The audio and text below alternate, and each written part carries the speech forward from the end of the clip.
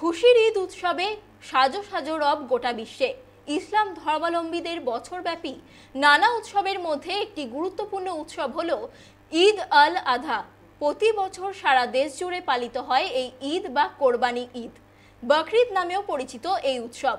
এই উৎসব মূলত ত্যাগের প্রতীক। হিজরি ক্যালেন্ডার অনুযায়ী 12তম ও শেষ মাসের 10ম দিনেই পালিত হয় ঈদ আল আধা। মোরা একই বৃন্তে দুটি কুসুম, হিন্দু মুসলমান, মুসলিম তার নয়নমণি, হিন্দু তাহার প্রাণ। কবি কাজী নজরুল ইসলামের কবিতার এই লাইনটি যে কতটা তাৎপর্যপূর্ণ তা আমরা সকলেই জানি। হিন্দু ধর্মাবলম্বীদের মতো মুসলিমদের এক অন্যতম উৎসব হলো ঈদ। আজ সারা বিশ্বজুড়ে পালিত হচ্ছে সেই বকরি ঈদ। এটি মুসলিম সম্প্রদায়ের একটি অন্যতম উৎসব। এই ঈদের আরেক নাম হলো কোরবানি ঈদ বা ঈদ উল আজহা। বিভিন্ন জায়গায় এই ঈদের বিভিন্ন রকম নাম। মুসলিমরা সাধারণত দু ধরনের ঈদ পালন করেন, ঈদ উল ফিতর ও ঈদ উল আজহা। মুসলিম সম্প্রদায়ের দুটি সর্ববৃহৎ উৎসবের মধ্যে এটি অন্যতম। দুটি ঈদই শুরু হয় নতুন চাঁদ দর্শন করে।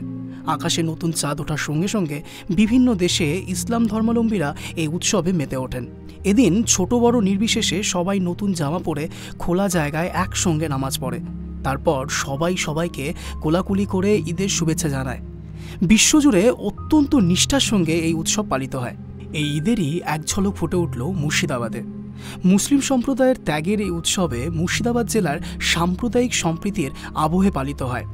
এদিন সকালে জেলার বিভিন্ন প্রান্তে মসজিদে, ঈদগাহে নামাজ পড়া হয়।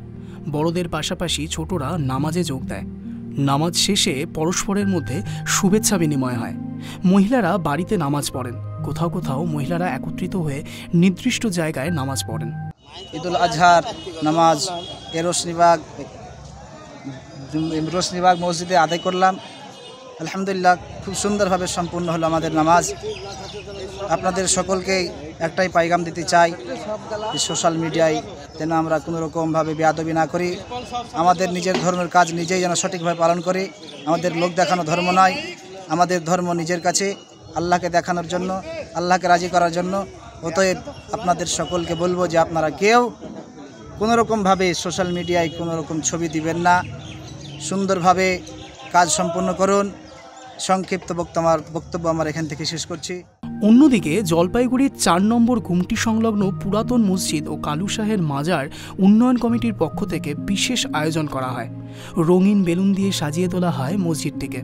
এদিনের ঈদের বিশেষ নামাজে অংশ নেন শহরের বহু মুসলিম সম্প্রদায়ের মানুষ। এছাড়াও এলাকার তৃণমূল কাউন্সিলর তপন ব্যানার্জি নিজেও অংশ নেন পবিত্র কুরবানি ঈদের অনুষ্ঠানে। এই প্রসঙ্গে তিনি জানান, বকরি ঈদ সেই উপলক্ষে সকাল 8টার সময় এখানে পুরাতন মসজিদ প্রাঙ্গণে নামাজ হলো।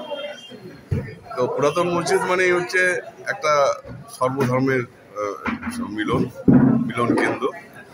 এখানে ঈদে যেমন মুসলিম ভাইয়েরা নামাজ পড়ে এবং কালী পুজো, দুর্গা পুজোতেও আমরা এখানে আলোকসজ্জা করি। তো সব মিলে পুরাতন মসজিদ একটা সাম্প্রদায়িক সম্প্রীতির বার্তা বহন করে। একটা সাম্প্রদায়িক সম্প্রীতির পীঠস্থান এটা। তো আমরা চাই যে এটা সারা জলপাইগুড়িতে প্রচার হোক এবং সারা জলপাইগুড়ির মানুষ জানুক যে কীভাবে দুই ধর্মের মধ্যে একটা সম্প্রীতি রক্ষা করা যায়। এবং বর্তমান রাজনৈতিক পরিস্থিতিতে একটা দল, ভারতবর্ষের একটি দল, তারা এই বিভাজনের রাজনীতি করছে। তারা সবসময় হিন্দু, মুসলিম, শিখ, বৌদ্ধ, তাদের মধ্যে একটা দাঙ্গা, একটা বিভাজন করবার চক্রান্ত করে যাচ্ছে। যে তার বিরুদ্ধে আজকে আমাদের এই সম্প্রীতি বার্তা। শিলিগুড়ি, মালদা, হাওড়াতেও দেখা গেল একই ছবি। শহর জুড়ে সকলে মেতে উঠেছে ঈদের উৎসবে। হাওড়ার বিভিন্ন জায়গায় সকাল থেকে ঈদের নামাজ পড়ার ভিড় জমাতে থাকে ইসলাম ধর্মাবলম্বী মানুষদের। নামাজ পড়ার পাশাপাশি একে অপরের সঙ্গে কোলাকুলি করে শুভেচ্ছা বিনিময় করেন তারা। বাকি বছরগুলির মতো এই বছরও শিলিগুড়িতে পালন করা হলো ঈদ কাঞ্চনজঙ্ঘা ক্রীড়াঙ্গনে। প্রচুর মানুষের ভিড় করে কাঞ্চনজঙ্ঘা ক্রীড়াঙ্গনে নামাজ পড়ার উদ্দেশ্যে। পাশাপাশি মালদাতে সকলের মঙ্গল কামনায় এবং শান্তি শৃঙ্খলা বজায় রাখার ক্ষেত্রেও দোয়া করেন মুসলিম ধর্মপ্রাণ মহিলারা। এই নামাজ পাঠের পর ওই কমিটির পক্ষ থেকে সকল মানুষের উদ্দেশ্যে শুভেচ্ছা জানানো হয়। এবং করোনা মহামারীর যাতে গোটা দেশ থেকে নির্মূল হতে পারে সেই কথাও ওই মুসলিম মহিলা জনকল্যাণ কমিটির পক্ষ থেকেও জানানো হয়। নামাজ পাঠের পর একে অপরের উদ্দেশ্যে শুভেচ্ছা জানান মুসলিম মহিলারা। আমাদের ঈদ উল জোহা আর কি, কুরবানির ঈদ, স্যাক্রিফাইস ঈদ, আর মোটামুটি ভালোই এসেছিল মহিলারা। তো অনেকে টাইমটা একটু এগিয়ে দিয়েছি বলে অনেকে বুঝতে পারেনি, 9:30 টাইম ছিল, এখন 9টা করে দিয়েছি তাই গরমের জন্য। দেশবাসীর জন্য কি বার্তা? আমরা তো সবসময় শান্তির বার্তা দিই, আর মানে ভ্রাতৃত্ব ব্রাদারহুডের বার্তা দিই আর কি, মিলেমিশে থাকাটাই উত্তম। আমাদের যত কৃষ্টি কালচার আছে, যত ধর্মীয়ই আছে, সবাই একসঙ্গে আমরা থাকতেই বেশি ভালোবাসি। এটাই আমার ইসলাম আমাদেরকে শিক্ষা দেয়। কি দোয়া করলেন আজকে দোয়াটা তো আমরা প্রথমেই একটু করেছি, শেষের দিকে করেনি। দোয়াটা হচ্ছে আমাদের বিশ্ব শান্তির জন্য তো দোয়া থাকেই, আর আমাদের বর্তমান পরিস্থিতিতে আমাদের যেমন অনেক ফিতনা ফাসাদ বাড়ছে, এটা যেন আল্লাহর কাছে আল্লাহ যেন আমাদের দয়া করো, আমরা যেন ঠিক পথে থাকি।